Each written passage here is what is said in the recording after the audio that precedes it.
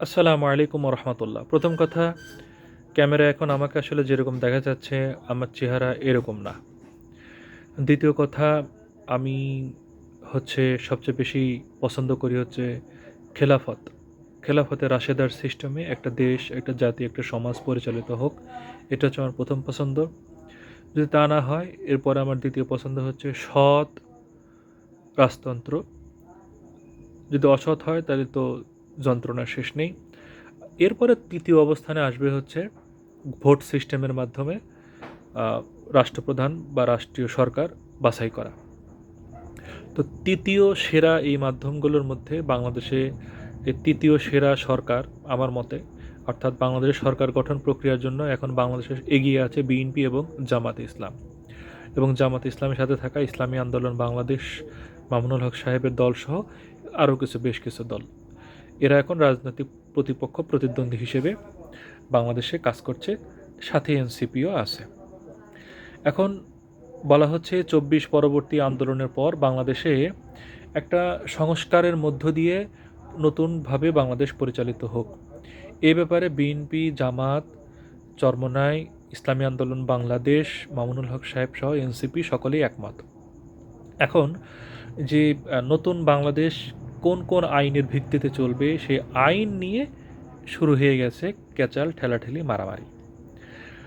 এখন এই যে নতুন নিয়মের মধ্যে কেউ এটা মানছে, কেউ ওটা মানছে না, এই নিয়ে চরম একটা বিশৃঙ্খলা সৃষ্টি হয়েছে এবং সামনে নির্বাচন একটি গুরুত্বপূর্ণ সন্দেহের মধ্যে চলে এসেছে যে এই নির্বাচন আদৌ হবে কিনা। তো চলুন কিছু বিষয় আমরা জেনে নেই যে কিভাবে সামনের যে আইনগুলো আনতে চাচ্ছে বর্তমান অন্তর্বর্তী সরকার, যে সিদ্ধান্তগুলো নিতে চাচ্ছে, সেই সিদ্ধান্তের পক্ষে বিপক্ষে কার কী মতামত এবং কি হতে যাচ্ছে বলে আপনার আমার মনে হচ্ছে। দেখুন, বিএনপি এবং জামাত ইসলামের সাথে থাকা ইসলামী আন্দোলন বাংলাদেশ সহ অন্যান্যদের আপত্তি থাকা সত্ত্বেও সরকার জুলাই সনদ বাস্তবায়নের আদেশ জারি করতে যাচ্ছে। এইটা সাধারণ মানুষের জন্য একটা ভালো খবর। দ্বিতীয় বিষয়, আদেশটি আগামীকাল বর্তমান অন্তর্বর্তী সরকারের যে প্রধান, উনি স্বাক্ষর করে ফেলবেন। এরপরের তথ্যটি হলো, আইন উপদেষ্টা ডক্টর আসিফ নজরুল জানাচ্ছেন যে ২-৩ দিনের মধ্যে সরকার পূর্ণ সিদ্ধান্ত জানাবে।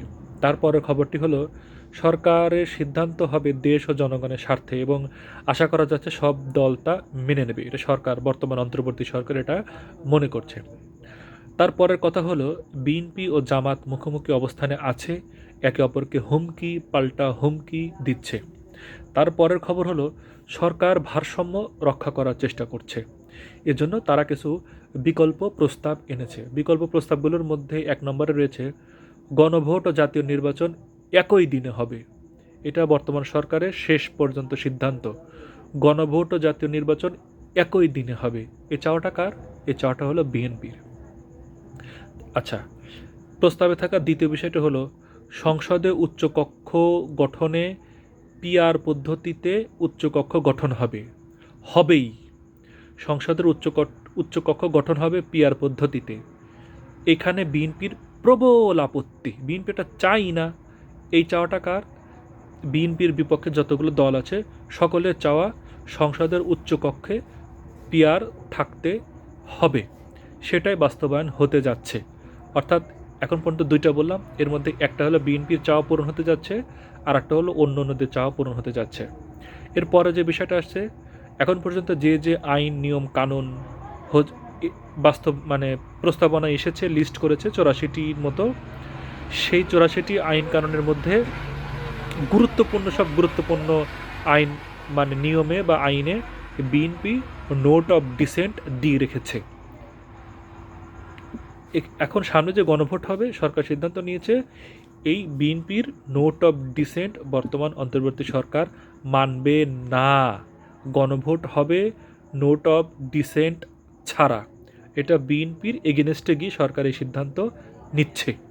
অর্থাৎ এখানে বিএনপির কোনো কথা সরকার শুনছে না। এরপর চতুর্থ যে বিষয়টি রয়েছে, যে বর্তমান যে আইন কানুনগুলো রয়েছে, ৮৪টির প্লাস যে নিয়ম বর্তমান সরকার বানিয়েছে, যে এই নিয়মের মাধ্যমে পরবর্তীতে রাজনীতি এবং দেশ চলবে, সেই নিয়ম বাস্তবায়ন হবে মূলত নির্বাচনের পরে যে সরকার আসবে বা যে সংসদ প্রতিষ্ঠিত হবে সেই সংসদ সদস্যদের সম্মিলিত হ্যাঁ ভোটের মাধ্যমে এই যে বর্তমান যে নতুন আইন বা নতুন সংবিধান এনেছে সেইগুলো পাশ হবে। এখন বর্তমান সরকার বলেছিল যে 270 দিনের বাধ্যবাধকতা তুলে দেওয়া হবে, অর্থাৎ পরবর্তী সংসদের জন্য একটি বিল প্রস্তুত করা হবে। বিএনপি বলেছিল যে 270 দিন সংসদ সরকার গঠনের পরে, যেদিন সরকার গঠন করবে সেই তারিখ থেকে 270 দিনের ভেতরে এই যে 84টি 85টি বা 84টির বেশি যে নতুন আইন বা নতুন নিয়ম বানিয়ে দিচ্ছে বা সংস্কার করে দিচ্ছে, সেগুলো 270 দিনের মধ্যে ধীরে ধীরে বাস্তবায়ন করা হবে। এটা বিএনপি চেয়েছিল, কিন্তু সরকার এটা মানছে না। এটা সংসদ গঠনের পরপরই এটা বাধ্যতামূলক পাশ করতে হবে। তো অর্থাৎ এখন পর্যন্ত সরকার 4টি প্রস্তাবনা নিয়েছে, শুধু একটা প্রস্তাবনা বিএনপির পক্ষে যাচ্ছে, অর্থাৎ গণভোট এবং জাতীয় নির্বাচন একই দিনে হবে। এটা হলো বিএনপির চাওয়া। এই বিএনপির চাওয়াটা সরকার রেখেছে। বাকি যে 3টি চাওয়া সবগুলো বিএনপির এগেনস্টে সরকার সিদ্ধান্ত নিতে যাচ্ছে। আচ্ছা, প্রকাশ্য কঠোর অবস্থান নিয়েছে রাজনৈতিক দলগুলো, বিএনপি, জামাত ইসলাম, ইসলামী আন্দোলন বাংলাদেশ, মামুনুল হক সাহেব, এনসিপি সহ সকলেই পরস্পরের মধ্যে বিভেদ। তো ক্যামেরায় বা মিডিয়াতে আমরা বিভেদ দেখলেও সরকার বলছে যে পর্দার অন্তরালে সকলে পরস্পর নমনীয় পর্যায়ে রয়েছে, কথাবার্তা চলছে পর্দার অন্তরালে। সূত্র বলছে শেষ পর্যন্ত বেশিরভাগ দল সরকারের সিদ্ধান্ত নাকি মেনে নেবে। জামাত ইসলাম সহ ইসলামী আন্দোলন বাংলাদেশ সহ 8টি দল জানিয়েছে জুলাই সনদের আইনি ভিত্তি ছাড়া 2026 সালের নির্বাচন হতে দেওয়া হবে না। বিএনপি বলছে যদি নোট অফ ডিসেন্ট বর্তমান সরকার তুলে দেয় তাহলে এর দায় সরকারকে নিতে হবে। এখন এই হুমকি দিয়ে বিএনপি কি ঘটাতে যাচ্ছে সেটা আমরা দেখব যদি বেঁচে থাকে, আর মরে গেলে তো ঠুস। এই তো গেল ব্যাপার।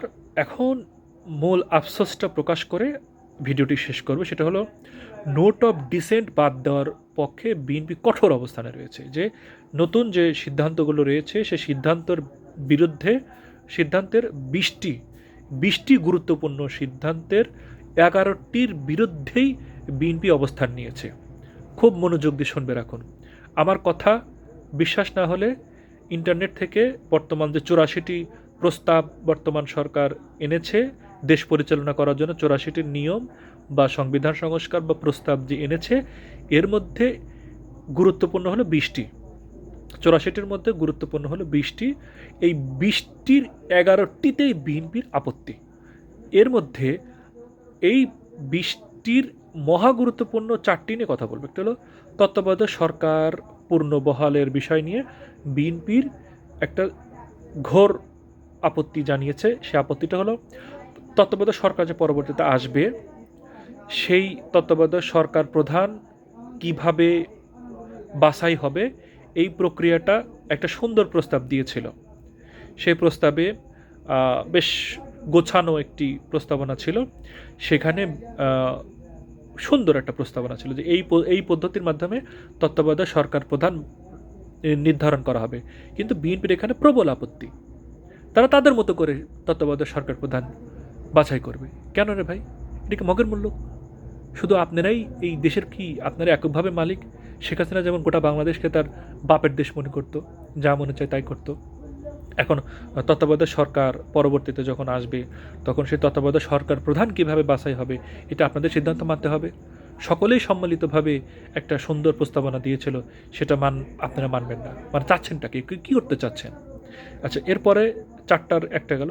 দ্বিতীয়টা হলো রাষ্ট্রপতির প্রধানমন্ত্রীর ক্ষমতার একটা ভারসাম্য আনতে চাইছিল। যে রাষ্ট্রপতি একদম পুতুল রাষ্ট্রপতি, বাংলাদেশে বসে বসে ললিপপ খায় আর মাঝে মধ্যে বিভিন্ন ভার্সিটিতে গিয়ে বক্তব্য গায়। এছাড়া রাষ্ট্রপতির কোনো কাজ নেই। মাঝে মধ্যে একে ওকে শপথ বাক্য পাঠ করায়। এই কি রাষ্ট্রপতি? এর কাজ কি? এজন্য বর্তমান সরকার চাচ্ছিল যে, বর্তমান সরকার সহ বাংলাদেশের অধিকাংশ রাজনৈতিক দল চাচ্ছে যে এই রাষ্ট্রপতির হাতে কিছু থাকুক, কিছু কাজ তার থাকুক। এইটা বিএনপির প্রবল আপত্তি। না, তারা তাদের মতো করে রাষ্ট্রপতির বিষয়টা মেনটেন করবে, মানে আগের মতো পুতুল রাষ্ট্রপতি। কেন ভাই, এত গুরুত্বপূর্ণ একটা সিদ্ধান্তের বিরুদ্ধে তোমার যেতে হবে কেন? মানুষের মনের বিরুদ্ধে কেন যাচ্ছ? এই যে 4 কোটি অন্ধভক্ত আছে, এটাই কি তোমাদের শক্তি? আল্লাহ আল্লাহ আমাদের বাংলাদেশকে রক্ষা করো। রাষ্ট্রপতি বিভিন্ন গুরুত্বপূর্ণ প্রতিষ্ঠানে চেয়ারম্যান নিয়োগ দেওয়ার ক্ষমতা রাষ্ট্রপতির হাতে দিতে চাচ্ছিল। এই ধরেন দুদকের চেয়ারম্যান কে হবে, এই ধরেন ওই হচ্ছে আপনার ডিএমপি কমিশনার কে হবে, এই ধরেন আপনার হচ্ছে ওই শিক্ষা মন্ত্রণালয়ের চেয়ারম্যান কে হবেন। এরকম কিছু গুরুত্বপূর্ণ জিনিস, গুরুত্বপূর্ণ সংগঠন বা কি প্রতিষ্ঠানের চেয়ারম্যান বা কমিশনের নিয়োগ রাষ্ট্রপতির হাতে থাকবে না। এটা বিএনপির প্রবল আপত্তি। এই যে দেশের পক্ষে এত সুন্দর একটা আইন, তার বিরুদ্ধে যাওয়ার কি দরকার? খুবই দুঃখজনক, খুবই দুঃখজনক। এই কি জিয়াউর রহমানের বিএনপি আসলে মানে তারা স্লোগানে বলে সবার আগে দেশ। এখন এই যে গুরুত্বপূর্ণ 4টি সিদ্ধান্তের বিরুদ্ধে গেছে, যারা অন্ধভক্ত আপনাদের, তারা তো এগুলো এই যে 84টা প্রস্তাবের একটা প্রস্তাবও পড়ে দেখেনি। আমরা পড়েছি, আমি পড়েছি বিশেষ করে। তো এখন হচ্ছে যে এই যে আপনারা গুরুত্বপূর্ণ 4টা সিদ্ধান্তের বিরুদ্ধে একটা প্রবলভাবে গুরুত্বপূর্ণ 11টা সিদ্ধান্তের বিরুদ্ধে গেছেন, 11টার 4টা নিয়ে কথা বলছে। এই 4টার মানে এই যে বিরুদ্ধে লিখেছেন, শিক্ষিত মানুষ আপনাদেরকে কীভাবে, শিক্ষিতদের মধ্যেও মানে পড়ালেখা করেছে ঠিকই, কিন্তু মস্তিষ্ক বিক্রি করে দিয়েছে আপনাদের কাছে। এমন লোক বুঝে শুনে আপনাদের পায়ের নিচে মাথা দিয়ে রেখেছে।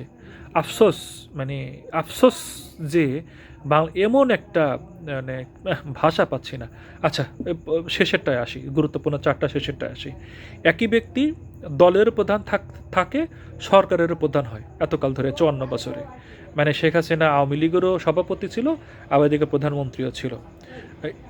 বা সামনে ধরেন মনে করেন যে চরমনে পীর সাহেব ইসলামী আন্দোলনের প্রধান সভাপতি থাকবে এবং প্রধানমন্ত্রী হবে না, বাদ দিলাম। ধরেন যে জামাতের আমির মানে জামাতেরও সভাপতি থাকবে, আবার হচ্ছে প্রধানমন্ত্রী হবে না। মানে বিএনপি চাচ্ছে যে তারেক রহমান সাহেব দলেরও প্রধান সভাপতি থাকবে, হচ্ছে সরকারেরও প্রধানমন্ত্রী হবে। কেন? এটা কেন থাকবে?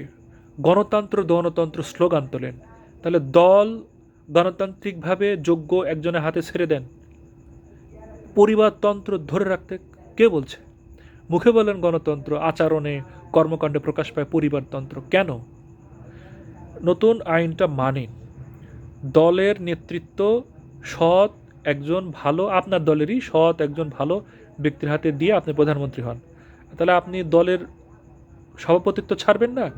ঠিক আছে, তাহলে আপনি প্রধানমন্ত্রী পদ ছাড়েন, যে কোনো একটা ছাড়েন। আপনি সব ধরে বসে থাকবেন, এই দেশ কি পরিবর্তন হবে না? আপনাদের এই যে ঘাওরামি দেখে তো খুব খারাপ লাগে, কষ্ট লাগে। ভাবছিলাম 24-এর আন্দোলনের পরে সকলে মিলেমিশে একটা সুন্দর বাংলাদেশ গড়ে তুলবে। এত সুন্দর সুন্দর আইনের বিরুদ্ধে কেন লেগেছেন কাঁচা দিয়ে? ওই যে আপনাদের শক্তিতে একটাই, 4 কোটি মূর্খ, মানে পড়ালেখা করা মূর্খ এবং আদি মূর্খ হচ্ছে আপনাদের মানে ডাইহার্ট ভোটার। এই 4 কোটি অন্ধভক্ত হচ্ছে আপনাদের মূল শক্তি। আর এই শক্তির বলে আপনারা গুরুত্বপূর্ণ সকল হচ্ছে আইনের বিরুদ্ধে নোট অফ ডিসেন্ট দিয়ে বসে আছেন, আপনারা এগুলো মানছেন না। এই দুঃখের কথা আসলে মানে মনে হয় যে মানে দুঃখের ঠেলা নিজের শরীরের চামড়া আমরা নিজেই কামড়ায় ছিঁড়ে ফেলে দিই।